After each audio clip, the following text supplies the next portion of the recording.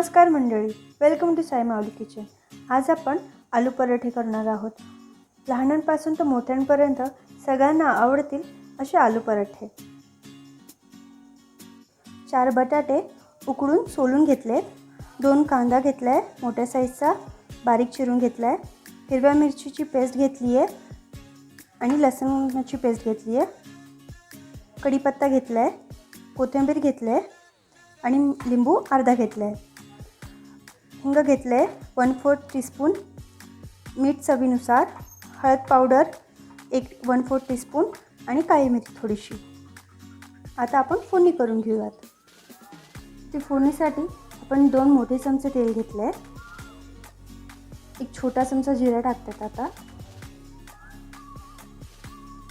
मोहरी 1 चमचा. मोहरी आणि जिरा तडतडला.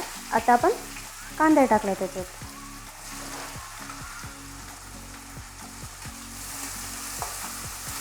कांद्याला छान परतून घ्यायचं आहे, असा लालसर रंग येईपर्यंत.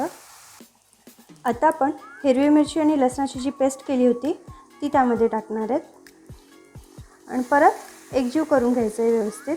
त्यानंतर कोथिंबीर. आता आपण कढीपत्ता टाकत आहेत. सगळं व्यवस्थित परतून झालं आहे. आता आपण त्यामध्ये हळद पावडर टाकली आहे, त्यानंतर काळी मिरी पावडर, हिंग आणि चवीनुसार मीठ. आणि आता आपण बटाटा कुस करून याच्यामध्ये मसाल्यामध्ये टाकणार आहोत. सगळं व्यवस्थित मिक्स करून घ्यायचं आहे, एकजीव करायचं आहे.